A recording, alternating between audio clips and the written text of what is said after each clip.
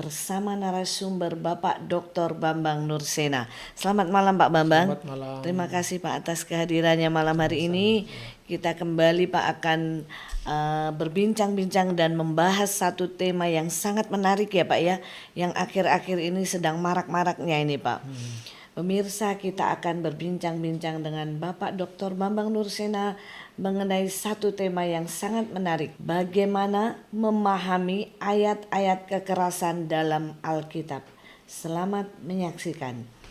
Ya, Pak Bambang, terima kasih. Pada malam hari ini Pak, kita akan membahas satu tema yang sangat menarik ya Pak ya, karena akhir-akhir ini sedang marak-maraknya nih Pak, permasalahan mengenai salah satu pernyataan Pak yang sangat viral dalam minggu-minggu terakhir ini Pak. Kita dihebohkan dengan pernyataan Pak JK ya Pak ya, bahwa dalam agama Islam maupun Kristen ada keyakinan kalau orang membunuh atas nama agama itu disebut jihad, dan kalau mati dianggap mati syahid. Bagaimana Pak tanggapan Bapak mengenai hal ini Pak? Iya, Pak JK ya itu sudah beberapa saat lalu ya. Iya betul. Sepertinya diviralkan yang berbicara tentang konflik Ambon atau beberapa daerah di negara kita ya. Bahwa Islam dan Kristen, orang-orang yang terlibat di konflik itu sama-sama meyakini kalau misalnya saya perang, nanti saya mati itu saya berjasa pada agamanya saya. Iya. Matinya sebagai seorang mati syahid ya. Tapi kalau kita berjuang untuk iman kita, itu pokoknya istilahnya berbuat bakti kepada Tuhan. Memang saya tidak terlalu mempersoalkan konteksnya, karena kita tidak tahu sebetulnya potongan video itu konteksnya apa. Jadi kalau saya melihat bahwa apa yang dikatakan Pak JK itu sebetulnya mau mengatakan bahwa kenapa ada terjadi konflik yang sulit dilerai, karena dua-duanya tidak mau ada yang mengalah. Terus sikap mau menang, sikap mau mengalahkan pihak lain itu karena situasi kan chaos. Itu distempel atau dibenarkan karena agama. Nah, entah bagaimana kasusnya, makanya saya bilang saya tidak tahu konteksnya seperti itu. Tapi memang udah dipotong-potong ya Pak ya. Ya mungkin begitu, saya saya tidak ada komentar sama sekali karena saya takut salah, saya tidak ngerti konteksnya seperti apa. Betul. Dan sekarang lagi gugat menggugat atau gimana itu. Tapi kalau menurut saya, marilah kita membuat keteduhan ya. Jadi dalam konteks kemudian saling klaim di kitabmu juga ada, di kitab saya juga ada. Mari kita hindari yang seperti itu. Kalau prinsip saya ya biar saudara muslim yang bicara tentang kitab sucinya, sementara kita yang Kristen bicara tentang kitab suci kita. Jadi tidak usah saling menghakimi ya Pak ya. Menghakimi atau menyerang pihak lain, atau malah justru menggunakan momentum atau kejadian ini untuk memojokkan pihak lain. Itu penting. Sikap sebagai seorang warga negara yang cinta damai seperti itu. Serahkanlah segala sesuatu kepada yang meyakini. Nah, tapi kalaupun kadang-kadang saya berbicara mengutip pandangan lain, itu saya memberi referensi pada pihak sendiri dan saya tidak melepaskan dari konteks ucapan itu ya. Kalaupun lebih daripada itu kadang-kadang saya membandingkan bahasanya, tapi tidak pada pendapat teologisnya. Nah, sebagai seorang Kristen, kita punya kitab suci Perjanjian Lama dan Perjanjian Baru. Perjanjian Lama itu kitab sucinya Yahudi dan Kristen sebetulnya. Karena kekristenan itu kan dulunya berasal dari Yudaisme.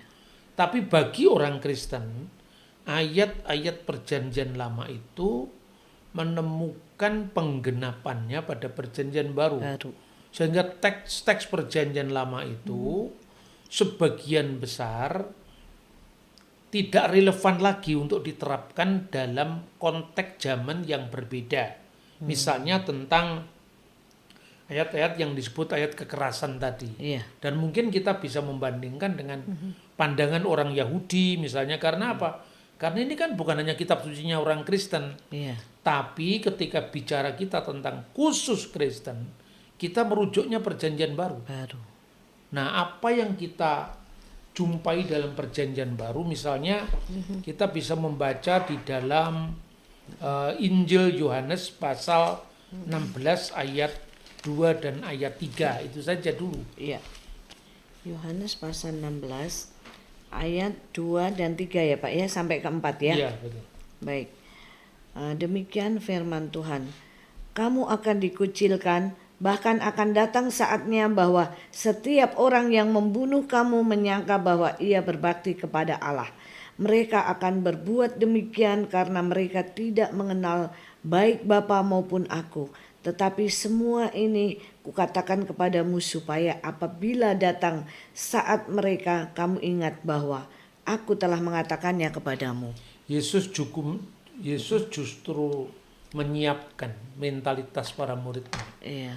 Bahwa ketika kebenaran itu disampaikan, maka terjadi penolakan.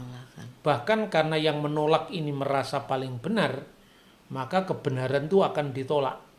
Kebenaran yang sebenar-benarnya akan ditolak, dan penolakan itu disertai dengan tindakan kekerasan. Bahkan kamu akan dikucilkan, mengalami diskriminasi. Ya. Bahkan datang saatnya setiap orang yang membunuh kamu bahwa ia menyangka berbakti bahwa ia berbuat bakti kepada Tuhan. Allah. Ya. Dan itu terjadi. Memang kekristenan itu agama kemartiran. 300 tahun pertama kurang lebih. Kekristenan sejak tahun 33 Masehi, pencurahan Roh Kudus, lahirnya gereja di Yerusalem, kemudian disusul dengan Antioquia, dari Antioquia meluas ke Roma, Roma ke Alexandria dan seluruh dunia. Itu baru tahun 313 ketika dikeluarkan yang namanya Edik Milan. Itu terjadi penindasan atas nama iman. Yang luar biasa ya Pak ya. Kekristenan itu tidak punya gedung-gedung gereja. Mereka beribadah itu di katakombe. Jadi gua-gua di wilayah pemerintahan Romawi, sampai kemudian terjadi kebebasan beragama tahun 313, dan nantinya pada tahun 380 pada masa Kaisar Theodosius, kekristenan benar-benar menikmati kemerdekaan dalam beragama. Tapi selebihnya itu tahun-tahun kemartiran. Kalau di gereja barat di Roma itu diperingati dengan diubahkannya kalender Julian. Nanti menjadi kalender yang dikenal dengan kalender Masehi, Anno Domini yang kita pakai sampai hari ini. Tapi kalau di gereja ortodok Koptik di timur, tahun Koptik itu memperingati berhentinya penganiayaan oleh Kaisar Dakius atau Diklianus. Itu disebut Anno Martiri, tahun kemartiran. Jadi artinya kemartiran itu sudah menjadi bagian ya Pak bagian dari kekristenan, sehingga Yesus mengatakan kamu harus siap semuanya itu. Jadi ya sama-sama disebut syahid. Mati tapi syahid, kalau syahid dalam Kristen itu bukan membunuh, tapi dibunuh karena bertahan demi dalam iman ya Pak ya. Iya, luar biasa Pak. Apakah ada konsep mati syahid dalam iman Kristen Pak? Atau apa kata syahid itu sama dengan istilah martir dalam iman Kristen? Bagaimana menjelaskan kedua istilah tersebut Pak? Ya kalau dari sudut pandang bahasa, kata syahid itu berasal dari kata yang intinya itu saksi. Ya misalnya asyhadu, saya bersaksi. Orang-orang yang bersaksi itu namanya syuhada, bersaksi karena imannya. Dan membela imannya, kira-kira seperti itu. Tapi kalau di dalam bahasa Yunani itu dikenal kata-kata martus, yang kemudian menjadi martir. Itu artinya juga kesaksian. Marturia, salah satu panggilan gereja itu kesaksian dari kata martus. Nah, kita bisa melihat beberapa ayatnya di dalam kitab suci. Pertama misalnya Kisah Rasul 1 ayat 8. Baik Pak. Kisah Rasul 1 ayat ke-8, demikian firman Tuhan. Tetapi kamu akan menerima kuasa bila mana Roh Kudus turun ke atas kamu. Dan kamu akan menjadi saksi-saksiku di Yerusalem, di seluruh Yudea dan Samaria dan sampai ke ujung bumi. Dan kamu akan menjadi saksi-saksiku. Itu dalam bahasa aslinya adalah marturesmo. Martus, martir. Marturesmo, saksi-saksiku. Lalu kita bisa baca lagi Wahyu pasal 2 ayat 13. Wahyu pasal 2 ya Pak ya. Wahyu pasal 2 ayat yang ke-13. Demikian firman Tuhan. Aku tahu di mana engkau tinggal, yaitu di tempat tahta iblis. Namun engkau berpegang kepada namaku dan tidak menyangkal imanmu kepadaku. Juga tidak pada zaman Antipas saksiku yang setia kepadaku, yang dibunuh di hadapan kamu, di mana iblis tinggal. Jadi Antipas itu disebut saksiku yang dibunuh di hadapan kamu, di depan di mana iblis diam. Itu dalam bahasa aslinya Antipas homartusmo. Antipas syahidku. Antipas yang mati sebagai martir, dibunuh di mana iblis tinggal, yaitu di sebuah tempat penganiayaan yang itu dianggap takhta iblis. Jadi artinya kata martir, kata syahid sama itu ya Pak ya? Itu artinya sama. Sama ya. Meskipun konteks penggunaannya tentu berbeda. Iya. Jadi kata syahid itu kemudian kata jamaknya syuhada. Jadi para syahid. Martures mau tadi dalam bahasa Yunani. Dan kita mengenal, tadi saya sampaikan bahwa kekristenan itu adalah penuh dengan kemartiran. Jadi ada teologi kemartiran. Kita ingat beberapa tahun lalu itu ada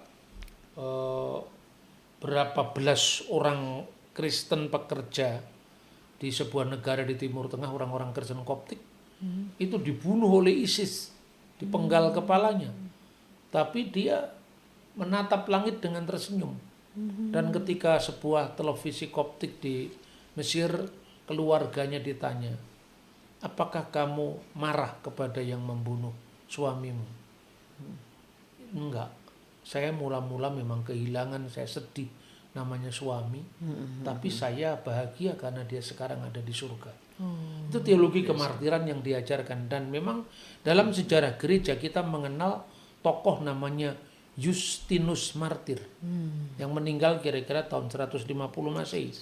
Dia seorang filosof Yunani yang menjadi Kristen dan mengabdikan seluruh hidupnya untuk mempertanggungjawabkan iman Kristennya dengan menulis buku.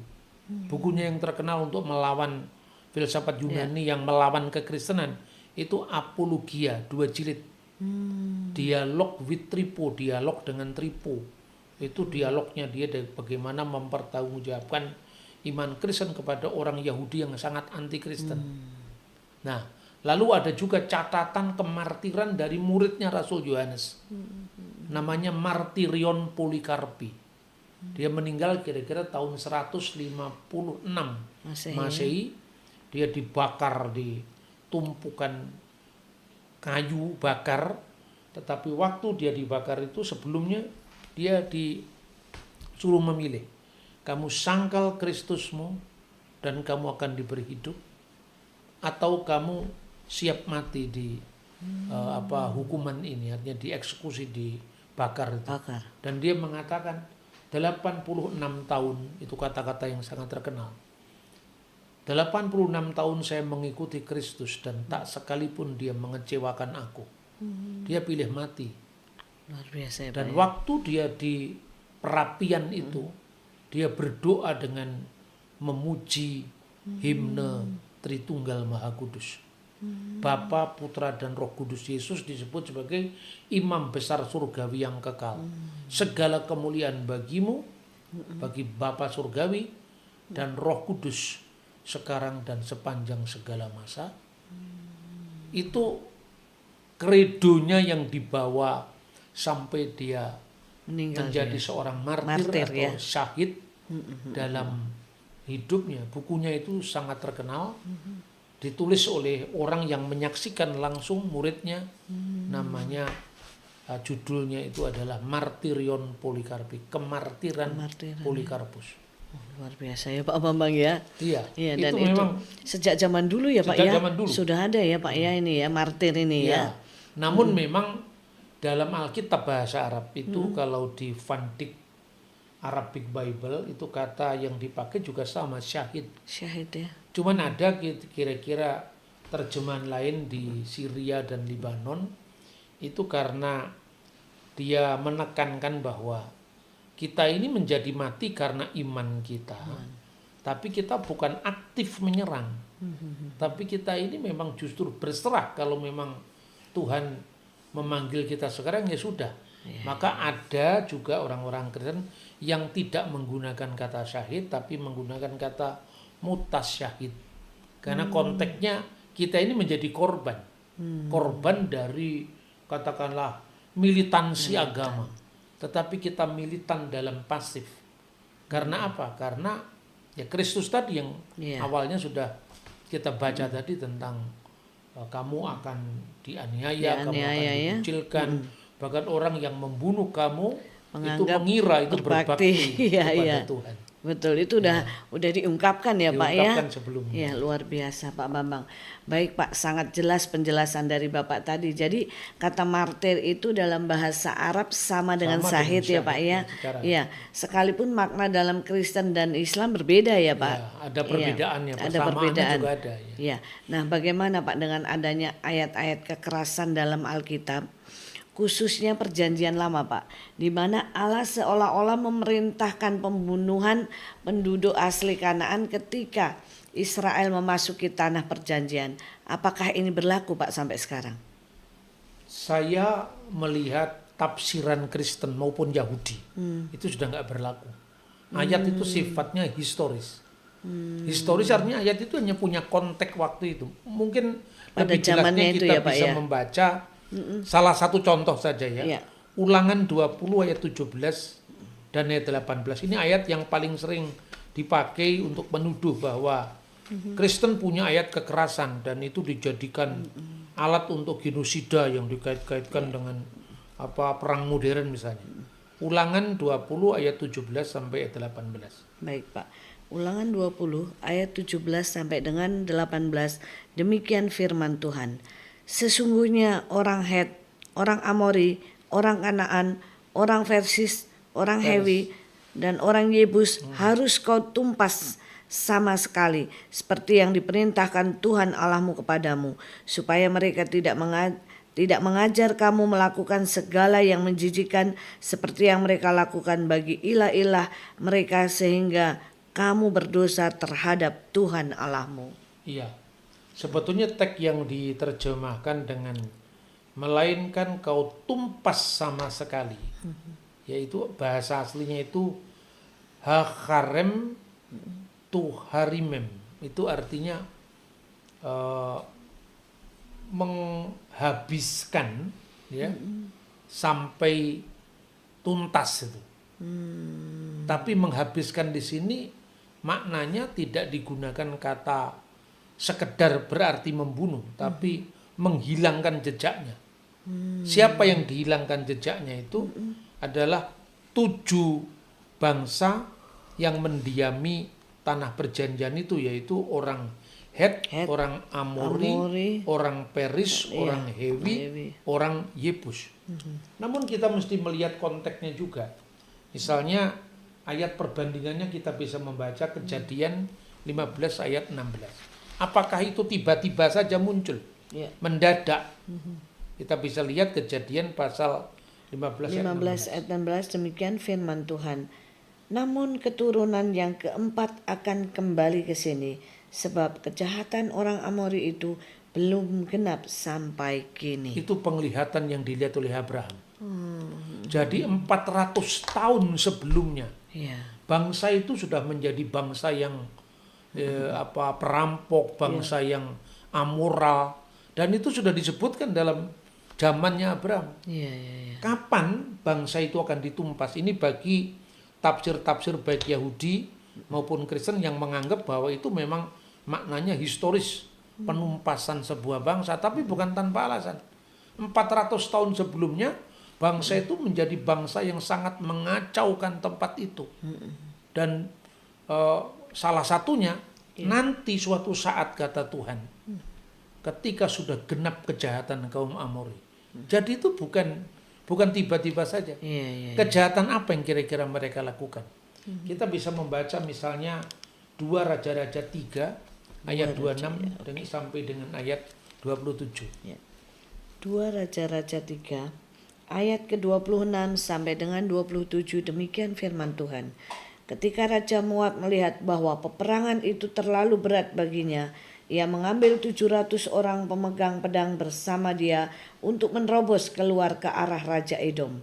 Tetapi tidak berhasil. Kemudian ia mengambil anaknya yang sulung yang akan menjadi raja menggantikan dia, lalu mempersembahkannya sebagai korban bakaran di atas pagar tembok. Lalu bangkitlah murka yang dahsyat atas orang Israel. Mereka berangkat meninggalkan dia dan pulang ke negeri mereka. Ada korban manusia. Iya. Anak yang sulung tadi. Anak yang sulung tadi. Dan itu kejahatan 5 bangsa yang mendiami tanah Kanaan itu menyebar sampai keluar-luarnya. Artinya apa? Sampai ke bangsa Edom. Sampai itu kan kejahatan itu bertahan mulai dari zaman Abraham sampai zaman hakim-hakim, pada zaman Musa, sampai zaman kerajaan Israel di utara. Jadi berkelanjutan. Jadi artinya apa? Bangsa itu sudah ditumpas memang pada masa Asyur menurut catatan sejarah. Tapi itu terus pengaruhnya luar biasa. Jadi ketika terjadi peperangan dengan bangsa Israel yang di utara itu, mereka mau kalah. Tapi kemudian mereka menyembah dewa namanya Kamos. Lalu anak sulung dari Raja Mesya itu dipersembahkan sebagai korban bakaran kepada dewa mereka. Lalu Israel jijik melihat itu. Lalu tunggang langgang meninggalkan gelanggang perang. Di mata orang Edom, Raja Mesya itu, oh Israel sudah kalah karena dewa dewa Kamos telah membantu kami sehingga Israel lari tunggang langgang. Itu prasasti yang ditemukan, namanya prasasti Moab, ditemukan kira tahun 850 sebelum Masehi. Jadi salah satunya itu wujud kejahatan yang luar biasa itu adalah pengorbanan manusia. Dan itu tentu tidak sesuai dengan kemanusiaan, bukan hanya dengan agama Yahudi kan. Kita bisa membaca lagi misalnya kitab Ulangan pasal 20 ayat 10 sampai 11. Ini kembali ke zamannya Musa lagi. Siapa? Ulangan 20 ayat 10 sampai dengan 11. Demikian firman Tuhan. Apabila engkau mendekati suatu kota untuk berperang melawannya, haruslah engkau menawarkan perdamaian kepadanya. Jika kota itu menerima tawaran perdamaian itu dan membuka pintu gerbang bagimu, haruslah semua orang yang berada di situ melakukan kerja paksa bagimu dan mengabdi kepadamu. Jadi artinya masih ada solusi humanis. Tidak main bunuh saja. Ada perdamaian kalau menurut tafsir-tafsir dari para rabi. Kalau bangsa-bangsa setempat itu menerima 7 hukum Nuh, ini kalau istilahnya para rabi itu Sefa, Misfot, Bini Noah, mereka diperbolehkan hidup. Dan salah satu tanda karena hukum perang, mereka boleh bekerja rodi, tapi nggak dibunuh. Nggak dibunuh, iya. Jadi ini sebetulnya konteksnya itu perang, ya. Satu ayat lagi, Ulangan 9 ayat 5. Ulangan 9 ayat yang kelima, demikian firman Tuhan. Bukan karena kebenaranmu atau karena ketulusan hatimu engkau menduduki negeri mereka, tetapi karena kefasikan bangsa-bangsa itulah Tuhan Allahmu menghalau mereka dari hadapanmu. Dan supaya Tuhan menepati janji yang diikrarkannya dengan sumpah kepada Abraham, Ishak dan Yakub dan nenek moyangmu. Jadi bukan karena prestasimu kamu menguasai negeri itu, tetapi karena kejahatan dari bangsa-bangsa itu. Betul. Jadi artinya bukan tanpa alasan. Jadi kalau teks Ulangan pasal 20 ayat 17 yang dikutip, ini ayat yang mengajarkan pembunuhan, penumpasan, genosida. Nggak cocok. Karena konteks keseluruhannya dibaca. Bisa, ya. Iya kan? Ini hanya sepotong-sepotong ya, Sepotong-sepotong. Dipanggilnya ya. Dan konsep yang namanya hak harem, itu artinya berasal dari hampir kata-kata yang hampir sama dengan bahasa Arab, haram. Artinya di satu pihak itu tempat yang disendirikan, dikhususkan, maupun itu adalah yang dilarang. Artinya apa?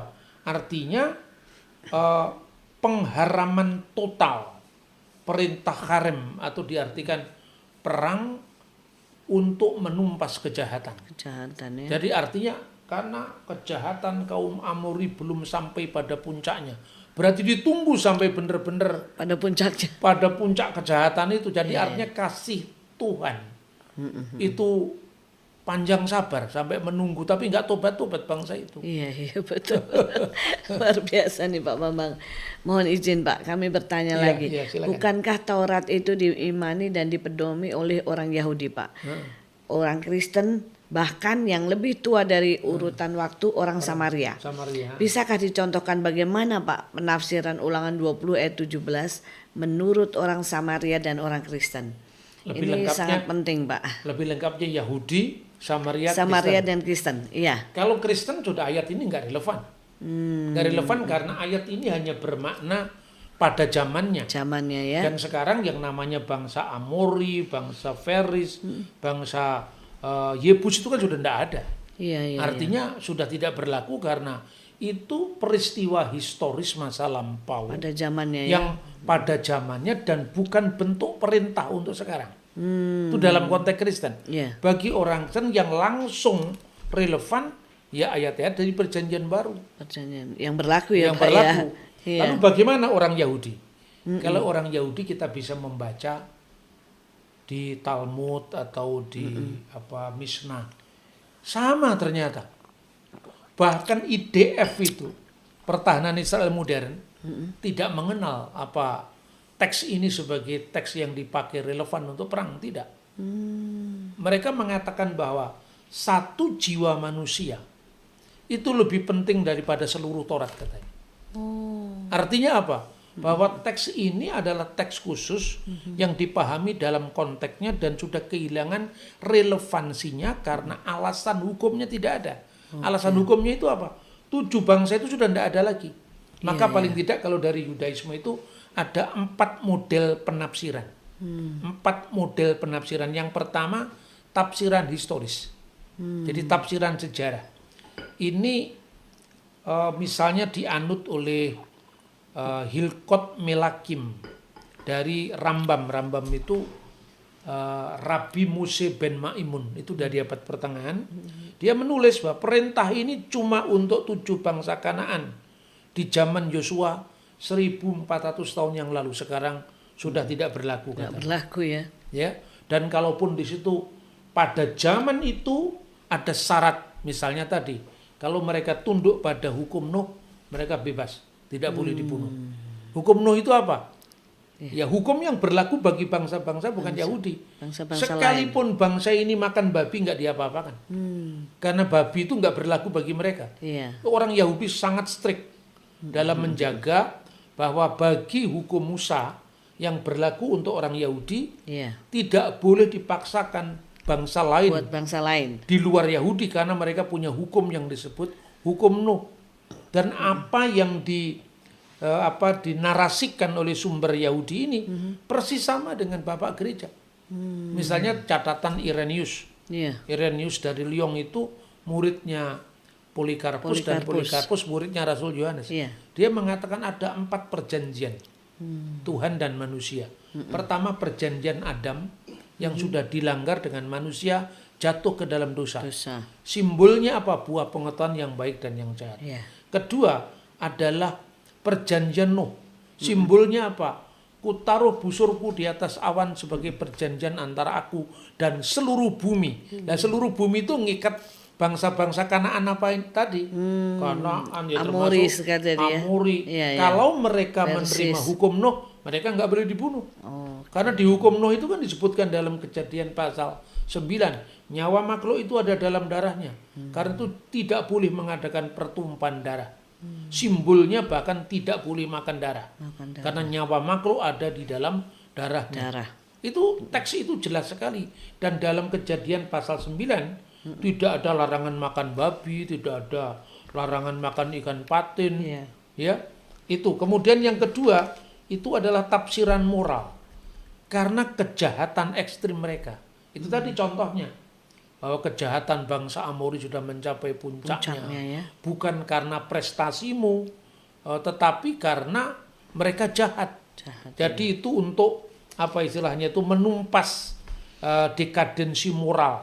Bukan karena jasa-jasamu, melainkan karena kefasikan bangsa-bangsa, maka Tuhan menghalau mereka. Lalu yang ketiga, tafsiran terbatas. Talmud buat aturan perang yang ketat. Misalnya disebutkan dalam Sotah 35b, Sefuot 35b, sebelum perang kota Israel wajib tawarkan damai, melakukan penawaran tentang hukum Nuh tadi. Bahkan dikatakan ketika nanti kamu menaklukkan, pintu gerbang itu dibuka dari 4 arah mata angin dan satunya itu terbuka supaya mereka lari. Dan katanya orang Girgasi kabur sampai ke Afrika. Dan ketika 7 bangsa itu sudah tidak berdiam di situ, hukum itu nggak berlaku ya. Semua aliran Yahudi mengatakan begitu. Dari modern sampai sekarang. Sampai sekarang ini ya Pak ya. Bahkan sampai IDF sekarang ini menggunakan pola itu. Satu jiwa manusia lebih berharga ketimbang seluruh aturan Taurat. Makanya perang itu hanya dilakukan boleh membunuh rajanya, pasukannya, tentaranya, tidak boleh membunuh rakyat. Makanya ini bukan saya membela Israel. Bukan. Lihat bagaimana perang modern itu, di mana Israel itu hanya mengambil tokoh-tokohnya, tidak asal lempar rudal rakyat jadi korban, tidak. Karena aturan itu sangat kuat dipegang. Jadi itu penafsiran terbatas. Lalu yang terakhir itu tafsiran alegoris. 7 bangsa-bangsa di Kanaan, termasuk Feris, Yebus, Amori, itu melambangkan nafsu-nafsu dasar manusia yang jahat, yang harus dihilangkan dari tanah ini. Begitu juga orang Samaria, dari urutan tertua, karena sekte yang paling pertama memisahkan diri kan orang Samaria. Itu dari suku utara, suku Yusuf, ya. Itu mereka punya sumber, ini saya beberapa teks saya catat di sini, misalnya sumber yang disebut Sefer Yehosua, tapi bukan kitab Nabi Yosua di dalam Alkitab kita, tidak. Karena orang Samaria hanya mengakui 5 Taurat Musa. Perjanjian Lama lain mereka tolak. Tapi intinya aturannya hampir sama dengan aturan rabi-rabi Yahudi. Kemudian yang kedua sumbernya itu dinamakan Memar Markah, artinya memori markah, ditulis abad keempat setelah Masehi. Intinya hampir sama. Midras Samaria yang paling utama menganggap herem itu tadi perang untuk menumpas kejahatan tadi, itu disebutnya sebagai bahasa kebenaran. Lisana de Custa, artinya pemutusan total dari penyembahan ilah-ilah yang mengajarkan kekerasan, bukan genosida fisik, tapi dekontaminasi rohaniah yang disimbolkan dengan 7 bangsa-bangsa, menggambarkan 7 kejahatan dalam diri manusia. Dan terakhir, Kohen Abdallah Wasef, itu imam besar Samaria sampai sekarang. Dia mengatakan begini, saya kutip di sini. Ayat ini untuk zaman Yosua saja. Persis dengan pandangan Kristen, persis dengan pandangan para rabi dalam Talmud tadi. Musa perintahkan karena Kanaan penuh dengan korban anak dan sihir. Korban anak itu korban manusia. Sekarang tidak ada lagi orang Het dan orang Yebus. Torah melarang membunuh orang yang tidak bersalah. Kami orang Samaria tidak punya tentara. Lalu kami membunuh siapa? Itu katanya. Jadi dari dulu sampai sekarang, baik di tangan orang Samaria, di tangan orang Yahudi, di tangan orang Kristen, kitab yang sama, Perjanjian Lama khususnya Taurat, itu tafsirannya sama. Ayat itu tidak relevan berlaku. Karena ayat itu bersifat historis. Hanya sejarah pada sejamannya itu ya Pak ya. Tidak berlaku ditarik di seluruh zaman nggak berlaku. Oh iya, luar biasa. Terima kasih Pak Bambang. Jadi kesimpulannya Pak, kita sebagai pengikut Kristus yang tidak ada perintah untuk membunuh demi iman, yang ada justru sebaliknya, dibunuh karena iman. Ya, iman percaya kepada Yesus ya Pak. Apakah demikian Pak? Mohon tanggapan dari Pak Bambang. Iya, kita bisa membaca Matius pasal 10. Pasal 10 dulu, ya. Pasal 10 ayat 21 dan 22 ya Pak. Sama dengan 22. Demikian firman Tuhan. Seorang saudara akan menyerahkan saudaranya untuk dibunuh. Demikian juga seorang ayah terhadap anaknya. Anak-anak akan memberontak terhadap orang tuanya dan akan membunuh mereka. Kamu akan dibenci semua orang oleh karena namaku. Namun orang yang bertahan sampai pada kesudahannya akan diselamatkan. Amin. Jadi artinya kita bertahan karena iman kita kepada Kristus, bukan ofensif menyerang. Kita tidak boleh lakukan itu. Jadi bukan. Tapi ingat, dalam tugas kenegaraan, negara diperkenankan punya tentara. Dan tentara itu untuk pertahanan bukan untuk menyerang membabi buta bangsa lain ya. Satu ayat lagi. Matius pasal 24 ayat 9 dan ayat 10. Ya. Matius 24 ayat 9 dan 10, demikian firman Tuhan. Pada waktu itu kamu akan diserahkan supaya disiksa, dan kamu akan dibunuh dan akan dibenci semua bangsa oleh karena namaku.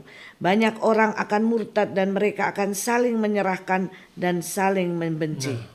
Jadi banyak ayat di Perjanjian Baru, mulai yang kita baca dari awal tadi sampai Injil Matius yang kita baca, Yohanes pasal 16 ayat 2 yang tadi kita baca, semuanya bahwa kemartiran, kesyahidan bagi orang Kristen itu bukan berperang ofensif, membela agama, menyerang pihak yang berbeda dengan kita, tetapi mempertahankan iman kita sampai titik darah penghabisan.